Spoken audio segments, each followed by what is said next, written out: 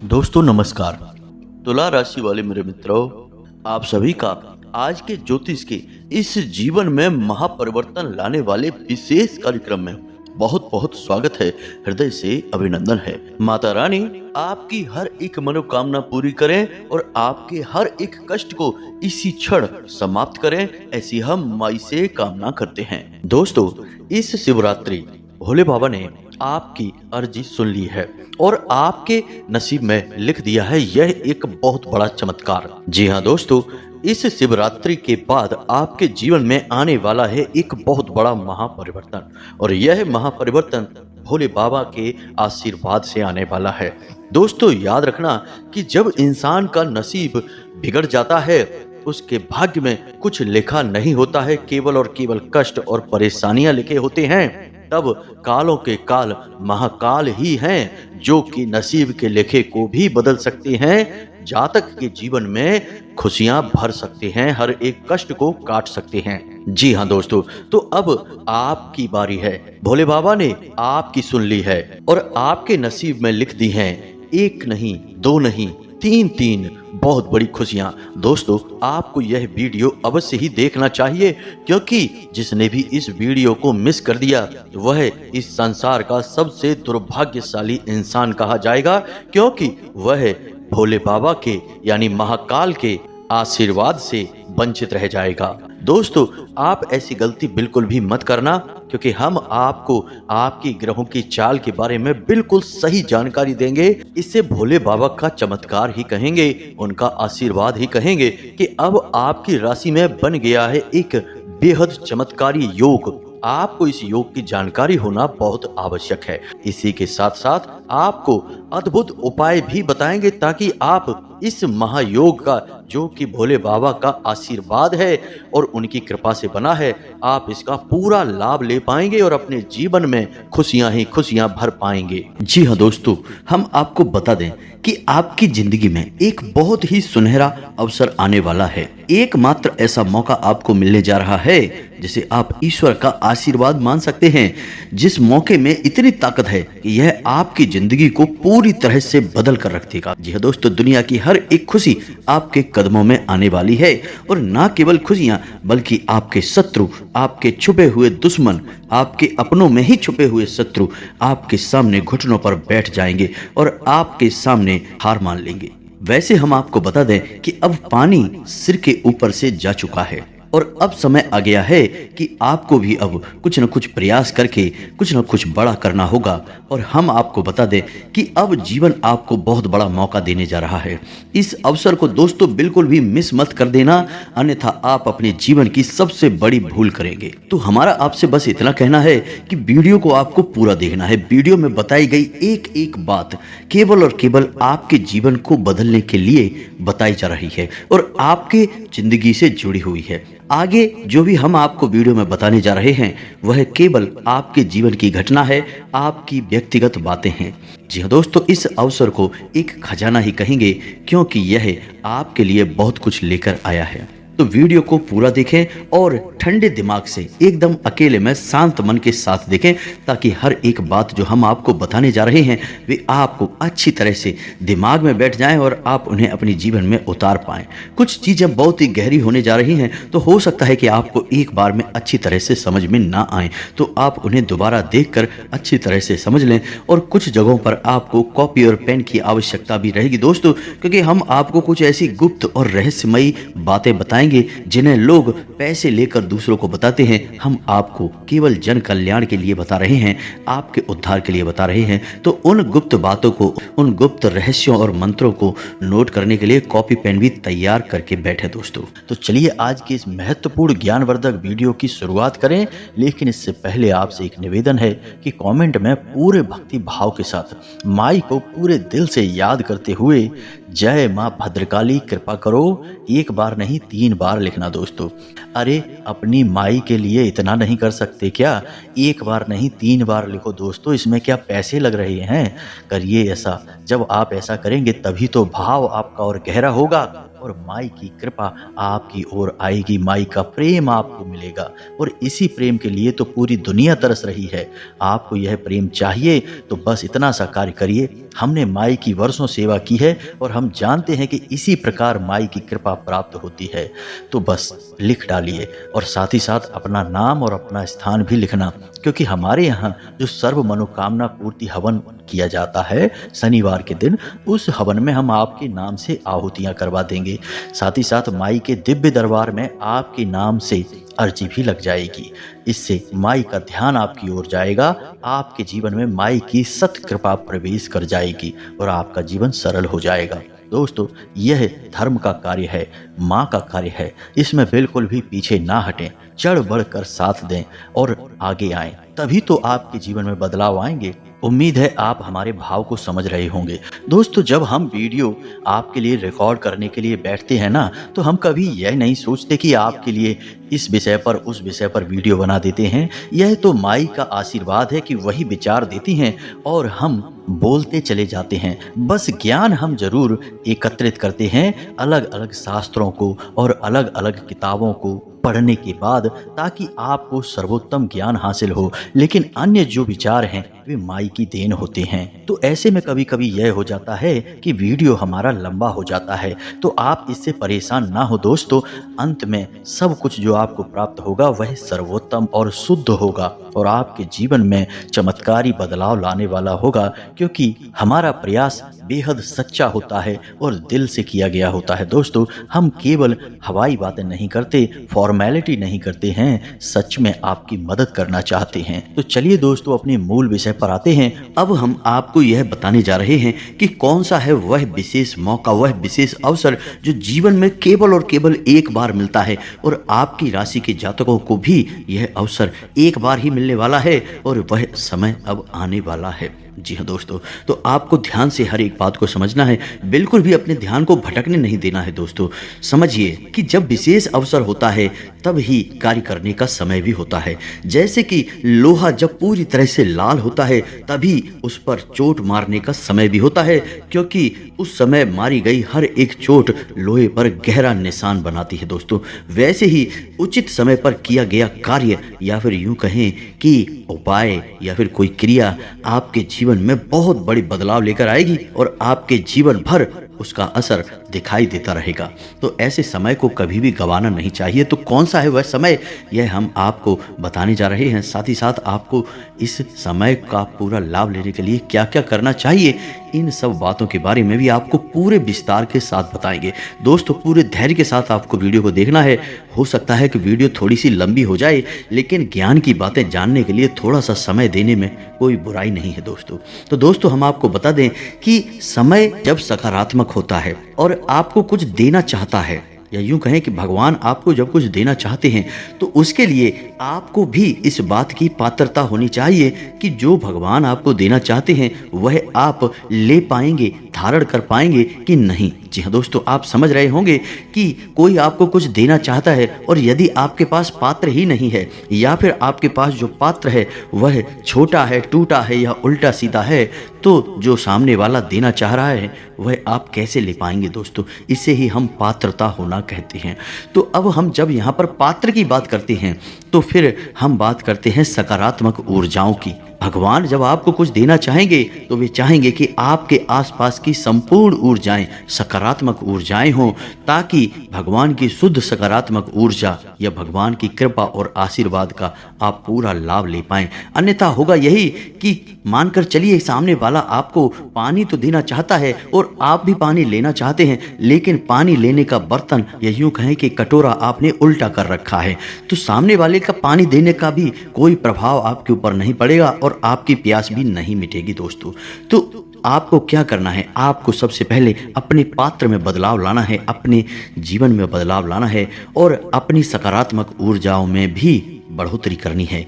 अब यह आप कैसे करेंगे दोस्तों? यह बहुत ही आवश्यक प्रश्न है जो आपके लिए इस वक्त तैयार खड़ा हुआ है और इसी पर आपको कार्य करना है। फिर समय जो आपके लिए अनुकूल होने जा रहा है, विशेष योग बन रहे हैं, विशेष अवसर बन रहे हैं, उनका लाभ आपको अपने आप मिल जाएगा दोस्तों। फिर आपको कुछ करने की आवश्यकता नहीं है, आपको बस अपनी पात्रता को मजबूत करना है। उम्मीद है कि आप समझ रहे होंगे कि हम आपसे क्या कहना चाहते हैं।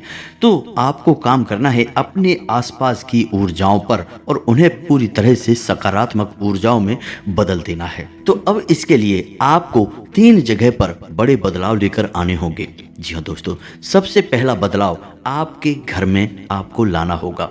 दूसरा बदलाव आपके स्वयं के चरित्र में और आपके स्वयं के शरीर में आपको लाना होगा। और तीसरा बदलाव आपकी संगत में, आपकी जो उठक बैठक है, जिनके साथ आप रहते हैं, उन लोगों में लाना होगा। क्योंकि एक इंसान के जीवन में प्रभाव सबसे अधिक इन्हीं 3 जगहों का रहता है। यानी कि वह किस तरह के वस्त्र पहनता है, किस तरह का भोजन ग्रहण करता है, इसका प्रभाव उसके अपने चरित्र पर रहता है, अपने शरीर पर रहता है। किस तरह के घर में रहता है, घर की ऊर्जाएं कैसी हैं, इसका प्रभाव उसके जीवन में रहता है। और किस प्रकार के लोगों के साथ वह उठता बैठता है, इसका प्रभाव उसकी उन्नति पर, उसके जीवन के विकास पर रहता है। जी हाँ दोस्तों, तो आपको 3 जगहों पर बड़े बदलाव लाने होंगे। सबसे पहले कार्य करेंगे आपके घर की ऊर्जाओं को सकारात्मक ऊर्जाओं में बदलने के लिए। तो आप समझिए कि आपके घर में 3 ऐसे स्थान हैं जिन्हें बहुत ही शुद्ध होना चाहिए और सकारात्मक होना चाहिए। जी हाँ दोस्तों, कौन से हैं वो 3 स्थान? आप ध्यान से सुनिए। हम हर एक बात जो आपको बता रहे हैं वह शास्त्रीय पद्धति पर प्रमाणित है और ज्योतिषीय आकलन पर आधारित है। तो आप इनके ऊपर शक बिल्कुल भी मत करना। जी हाँ दोस्तों, हम जो भी बात आपको बता रहे हैं वह 100% आपके जीवन पर आधारित है। तो ध्यान से सुनिए।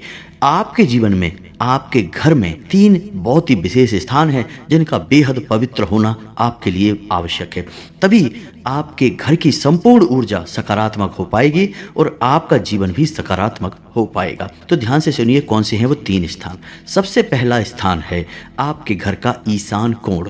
ईशान कोण का मतलब होता है भगवान का कोण या भगवान की दिशा। और ईश स्वयं भगवान भोलेनाथ को कहा जाता है और ईश का दूसरा अर्थ भगवान ही होता है। संस्कृत में ईश के 2 अर्थ होते हैं। तो आप समझ गए कि इस कोण का या इस दिशा का कितना बड़ा महत्व है। अब आपके घर में यह कोण कहाँ पर है? ध्यान से सुनिए। पूर्व और उत्तर दिशा के ठीक बीचों बीच में एक कोना बनता है और यही कोना होता है ईशान कोण। तो आप देखिए आपके घर के ईशान कोण की स्थिति क्या है। क्या वहाँ पर कोई भारी सामान रखा हुआ है? क्या वहाँ पर किसी प्रकार की गंदगी है? क्या वहाँ पर अंधेरा रहता है? क्या वहाँ पर मकड़ी के जाले लगे हुए हैं? क्या वहाँ पर प्रकाश की संपूर्ण व्यवस्था होती है या नहीं? आपका ईशान कोण बिल्कुल साफ सुथरा होना चाहिए, दैवीय होना चाहिए, उसमें से खुशबुएं आनी चाहिए। भगवान की प्रतिमा, फोटो या फिर भगवान के नाम का कोई पौधा वहाँ पर अवश्य होना चाहिए। जैसे कि तुलसी का पौधा लगा सकते हो, जैसे कि शमी पत्र का पौधा, बेल पत्र का पौधा या जो भी दैवीय पौधा आप चाहें, केले का पौधा भी लगा सकते हैं। तो भगवान के नाम का वहाँ पर कोई ना कोई प्रतीक अवश्य होना चाहिए। वह भगवान का ही कोना है दोस्तों। भूल कर भी वहाँ गंदगी ना होने दें, भूल कर भी वहाँ मकड़ी के जाले ना लगने दें और वहाँ पर प्रकाश की पूर्ण व्यवस्था होनी चाहिए। अब किसी व्यक्ति का वहाँ पर कोई कमरा हो गया तो वह क्या करेगा? वहाँ प्रकाश कैसे होगा? तो वहाँ से सूर्य का प्रकाश तो नहीं आ सकता, लेकिन आप वहाँ पर एक तेज रोशनी वाला बल्ब तो लगा ही सकते हैं दोस्तों। और ईशान कोण वाले कमरे में ही अपना पूजा घर बना लें, वह सबसे उत्तम निर्णय होगा दोस्तों। जीवन में कभी भी आप विपत्ति के शिकार नहीं होंगे, हम गारंटी देते हैं आपको। बस ईशान कोण की रक्षा करनी है आपको। दुष्ट आत्माएं, नकारात्मक शक्तियां आपको ऐसी मानसिकता देंगी कि आपका ईशान कोण दूषित हो जाएगा, क्योंकि यहीं से तो उनका आपके घर में प्रवेश करने का रास्ता बनेगा दोस्तों। तो आप समझिए ईशान कोण का महत्व बहुत अधिक है। तो उम्मीद है आप समझ गए होंगे कि ईशान कोण कितना शक्तिशाली है। अब बात करते हैं ब्रह्म स्थान की। जी हाँ दोस्तों, यह दूसरा सबसे महत्वपूर्ण स्थान है। दोस्तों आपको देखना है कि आपके घर के ब्रह्म स्थान में कोई गड्ढा तो नहीं है, आपके घर के ब्रह्म स्थान में कोई गंदगी तो नहीं है, कोई भारी सामान तो नहीं रखा हुआ है, पानी तो नहीं भरा रहता है, या फिर जूते चप्पल वगैरह तो नहीं उतरे रहते हैं, या किसी भी अन्य प्रकार की गंदगी या किसी भी अन्य प्रकार का टूटा फटा सामान, यानी कि जिसे हम त्याग देते हैं, वैसा कोई सामान तो नहीं पड़ा रहता है। ऐसी कोई भी चीज आपके घर के ब्रह्म स्थान में नहीं होनी चाहिए। आपके घर का ब्रह्म स्थान भी खाली होना चाहिए। पुराने जमाने में जब लोग घर बनवाते थे तो घर के आंगन को विशेष तौर पर केंद्र में बनवाते थे और बड़ा बनवाते थे और उसे हमेशा खाली रखते थे। केवल एक चीज घर के आंगन में सबसे ज्यादा शक्तिशाली होती है, ऊर्जावान होती है, वह है तुलसी का पौधा, जो घर के ब्रह्मस्थान में ठीक बीचों बीच में होना चाहिए। यह आपके घर का केंद्र है और नाम से ही आप समझिए दोस्तों, यह ब्रह्म का स्थान है, यह स्वयं भगवान का स्थान है। यानी कि आपके घर में दो स्थान ऐसे हो गए हैं जहां पर भगवान का वास होता है। तो आपका घर का ब्रह्म स्थान आप देखिए, वहां पर किसी भी प्रकार की गंदगी मत होने दीजिए और वहां पर प्रकाश की पूर्ण व्यवस्था होनी चाहिए। और सबसे बड़ी बात कि देवी देवताओं से जुड़ा हुआ कोई एक प्रतीक तो कम से कम ब्रह्म स्थान में होना ही चाहिए। अब बात करते हैं तीसरा सबसे महत्वपूर्ण आपके घर का स्थान, जो आपके जीवन की ऊर्जाओं को सकारात्मक ऊर्जा में बदलने का कार्य करता है। तो अब तीसरा स्थान, ध्यान से सुनिए, घर का तीसरा सबसे महत्वपूर्ण स्थान है वह कमरा जहां पर आप सोते हैं, आपका शयन कक्ष या फिर बेडरूम। यह सबसे महत्वपूर्ण स्थान है। अब कैसे दोस्तों, ध्यान से समझिए। इस कमरे में आप कब आते हैं, विचार करके देखिए। जब आप थके हारे होते हैं, संसार से सारी लड़ाइयाँ लड़कर वापस आते हैं, तब आप इस कमरे में आते हैं। और इस कमरे में क्या होता है, आप इस कमरे में आते ही पूर्ण रूप से आराम की मुद्रा में चले जाते हैं, रिलैक्स हो जाते हैं, ठंडे हो जाते हैं। और फिर आप जब सोते हैं तो उसके बाद आपकी सारी थकान चली जाती है, आप बिल्कुल से तरोताजा हो जाते हैं, ऊर्जावान हो जाते हैं। यानी कि यह वो स्थान है जो आपकी हर एक पीड़ा को हर लेता है और आपके अंदर एक नई सकारात्मक ऊर्जा को भर देता है। तो आप समझिए कि यह कितना दिव्य स्थान हुआ। लेकिन आपके शयन कक्ष की कुछ सीमाएं हैं, कुछ बाधाएं हैं, जिन्हें आपको समझना बहुत आवश्यक है। यदि आपने इसमें कुछ गलतियां कर दी तो आपकी ना तो नींद पूरी होगी, ना ही आपके जीवन में सकारात्मक ऊर्जा का प्रवेश होगा। ईश्वर की कृपा का कोई प्रवेश आपके जीवन में नहीं होगा। तो आप समझिए कि सीमाएं और बाधाएं क्या हैं, सारी बातें आपको विस्तार से बताते हैं। पहली बात कि आपके शयन कक्ष में किसी भी देवी देवता की कोई भी फोटो या मूर्ति भूल कर भी नहीं होनी चाहिए। आपका शयन कक्ष एक बेहद ही गुप्त और बहुत ही निजी स्थान है। यहाँ देवी देवताओं की कोई भी व्यवस्था नहीं होनी चाहिए। देवताओं की पवित्रता यहाँ पर भंग हो जाती है। दूसरा कि आपके सोने के स्थान पर यानी कि आपके शयन कक्ष में कोई नुकीला सामान नहीं होना चाहिए, झाड़ू नहीं होनी चाहिए और आपके बिस्तर के नीचे आपके जूते चप्पल नहीं होने चाहिए, झाड़ू नहीं होनी चाहिए, गंदगी नहीं होनी चाहिए। आपके शयन कक्ष में मकड़ी के जाले नहीं होने चाहिए, रोशनी की पर्याप्त व्यवस्था होनी चाहिए, हवा के आवागमन के लिए खिड़की अवश्य होनी चाहिए, बेहद ही आवश्यक है दोस्तों। इसका ज्योतिष और वास्तु में बहुत बड़ा महत्व है। और इन सबसे महत्वपूर्ण बात दोस्तों कि आप किस दिशा में सिर करके सोते हैं। जी हाँ दोस्तों, यह बहुत ही आवश्यक है। यदि आप उत्तर दिशा की ओर सिर करके सोते हैं तो आपकी आयु कम होती है, आपके शरीर में पीड़ाएं रहती हैं, तबीयत आपकी हमेशा खराब बनी रहती है और आपकी विचारधारा भी कमजोर होती है, आपके निर्णय कमजोर होते हैं और गलत साबित होते हैं। ठीक इसी प्रकार यदि आप पश्चिम दिशा की ओर सिर करके सोते हैं तो आप आलसी होते हैं, आपका काम में मन नहीं लगता है, आपकी ऊर्जा हमेशा कम रहती है, आप थके थके से रहते हैं और हर वक्त आप काम को टालने की मुद्रा में रहते हैं। आपके काम में तरक्की नहीं होती है, व्यापार में आपको नुकसान घाटा होता है और कर्जा बढ़ने लगता है। जी हाँ दोस्तों, तो आपको सोने की सर्वोत्तम दिशा कौन सी है? पहली दिशा है कि दक्षिण की ओर सिर करके सोना। जी हाँ दोस्तों, यह सर्वोत्तम दिशा है। जो इंसान दक्षिण की ओर सिर करके सोता है वह हमेशा निरोगी रहता है, वह हमेशा स्वस्थ रहता है, उसके शरीर में कोई रोग नहीं होता, हमेशा नई ऊर्जा का संचार होता है और उसके द्वारा लिए गए हर एक निर्णय सही साबित होते हैं और उसे जीवन में उन्नति और तरक्की प्राप्त होती है। ठीक इसी प्रकार दूसरी सर्वोत्तम दिशा है पूर्व की ओर सिर करके सोना। जो इंसान पूर्व की ओर सिर करके सोता है वह हमेशा ऊर्जावान रहता है, उसके चेहरे पर एक अनोखा तेज रहता है और उसका आत्मविश्वास बढ़ा हुआ रहता है। और सबसे बड़ी बात दोस्तों कि वह जिस भी कार्य को प्रारंभ करता है उसे खत्म करके ही दम लेता है, बीच में कभी उस कार्य को छोड़ता नहीं है। तो आपको भी अपने सोने की दिशा तय करनी होगी आप कभी भी उत्तर दिशा की ओर या पश्चिम दिशा की ओर सिर करके नहीं सोएंगे। यदि आपके कमरे में बेडरूम में खिड़की है तो ठीक खिड़की के बगल से आपका बेड या फिर आपका सोने का पलंग नहीं होना चाहिए, उससे दूरी बनाकर रखें। बस इन सब बातों को आपको ध्यान से समझना है, यही कार्य आपको अपने घर में करना है। अब बात करते हैं आपके स्वयं के कार्य की। घर के कार्य तो आपने कर लिए, अब आपके घर की ऊर्जाएं पूर्ण रूप से सकारात्मक हो गई हैं। अब आपको अपने ऊपर कार्य करने हैं। तो दोस्तों, आपको अपने ऊपर क्या कार्य करने होंगे? सबसे पहला कार्य आपको अपने ऊपर यह करना है कि हमेशा आपको सूर्योदय से पहले जागना है। यही आपके लिए सबसे महत्वपूर्ण कार्य है। और दोस्तों, आपकी राशि के जातकों के लिए सूर्य को अर्घ देना बेहद ही अनिवार्य है। ये बात आप पक्के तौर पर मानकर चलिए। तो आपको सुबह सुबह सूर्योदय से पहले जागना है। स्नान आदि करने के बाद, नित्य कर्म से निवृत्त होने के बाद सूर्योदय के 10 मिनट के भीतर भीतर आपको सूर्य को अर्घ दे देना है। सूर्य को अर्घ देने के कई विधि विधान होते हैं दोस्तों, हम अपने पिछले कई वीडियोज में आपको इसके बारे में विस्तार से बता चुके हैं, लेकिन कुछ छोटी छोटी बातें आपको अभी बता देते हैं कि सूर्य को अर्घ देते समय कभी भी काले कपड़े नहीं पहनने हैं, काला एक भी वस्त्र आपको नहीं पहनना है, सिर पर कोई कपड़ा अवश्य डालना है। और सूर्य को अर्घ देते समय जो जल आप सूर्य को दे रहे हैं, उस जल में से ही सूर्य को दर्शन करने का प्रयास करें, उस जल में से ही सूर्य को देखने का प्रयास करें। जी हाँ दोस्तों, और सूर्य को अर्घ देते समय जो जल आप सूर्य को देते हैं उसके छींटे आपके ऊपर नहीं आने चाहिए, कुछ ऐसी व्यवस्था आपको जमानी चाहिए। और नंगे पैर ही सूर्य को अर्घ देना है, जूते चप्पल पहनकर मत दे देना दोस्तों, वरना सूर्य का अपमान हो जाएगा। बस ये छोटी छोटी सी बातें हैं।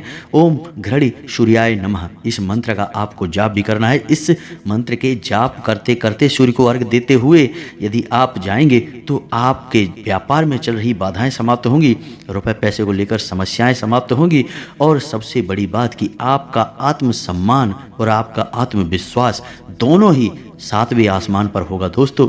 लोग आपकी बात काट नहीं पाएंगे। सूर्य को ग्रहों का राजा कहा जाता है, तो आपका भी बर्ताव राजाओं जैसा ही हो जाएगा।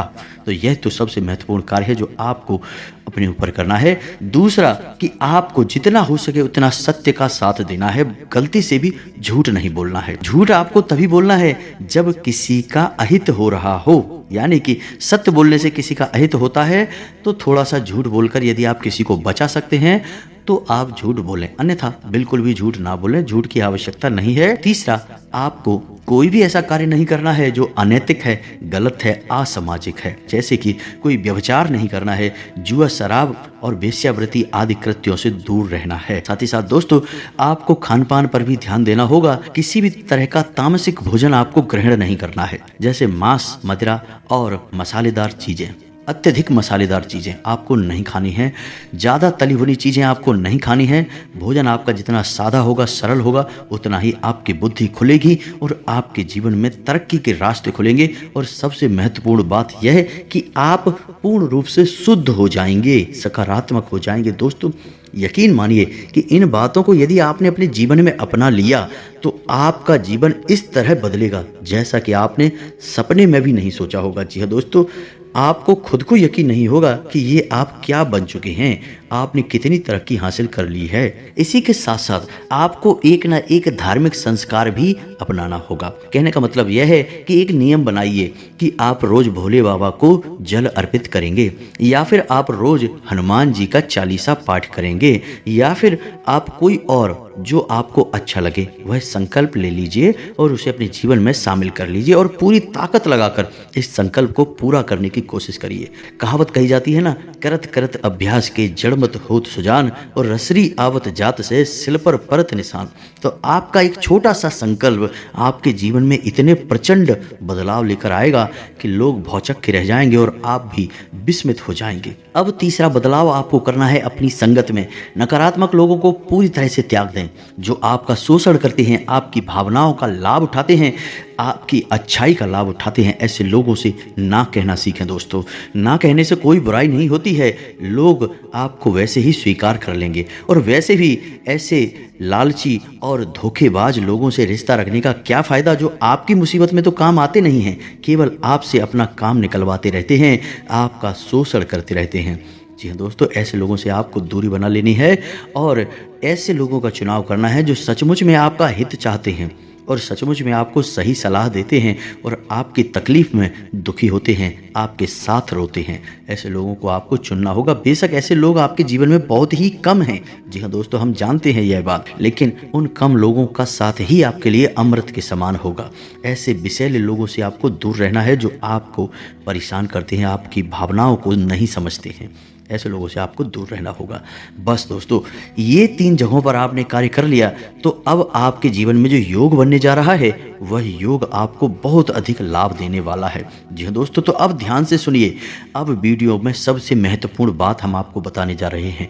हम उस योग के बारे में खुलासा करने जा रहे हैं जो आपके जीवन में बहुत ही चमत्कारी बदलाव लेकर आने वाला है। अगले 3 से 5 दिनों के बीच यह घटना घटेगी और यह घटना आपके जीवन को बदल कर रख देगी। 2 ग्रहों की चाल ऐसी बन रही है जो आपकी राशि में आपको सीधे तौर पर बड़ी चमत्कारी फायदे देने जा रही है। तो ध्यान से सुनिए इस योग के बारे में। ज्योतिष शास्त्र में जब गुरु के साथ चंद्रमा एक ही घर में विराजमान होते हैं तो एक योग बनता है जिसे हम गज केसरी योग कहते हैं।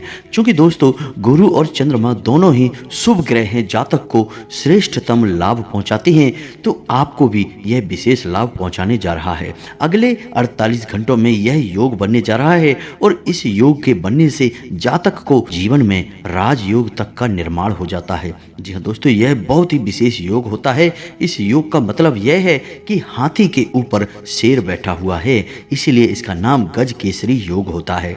दोस्तों, इसका विशेष लाभ आपको हासिल करने के लिए आपको अपनी रिंग फिंगर में, जिसे हम अनामिका उंगली कहते हैं, उस उंगली में आपको एक चांदी का कड़ा पहनना चाहिए। साथ ही साथ दोस्तों, आपको गुरुवार के दिन केले की जड़ का पूजन करना चाहिए और भगवान श्री हरि विष्णु की माता लक्ष्मी के साथ पूजा आराधना करनी चाहिए और 7 गुरुवार व्रत रहने का एक संकल्प भी ले लेना चाहिए। बस इतना सा करने से आप चमत्कारी बदलाव महसूस करेंगे। अगले 48 घंटों में आपका जीवन बदलने जा रहा है। यकीन मानिए कि आपके जीवन में बहुत ही जबरदस्त चमत्कारी बदलाव आ जाएंगे।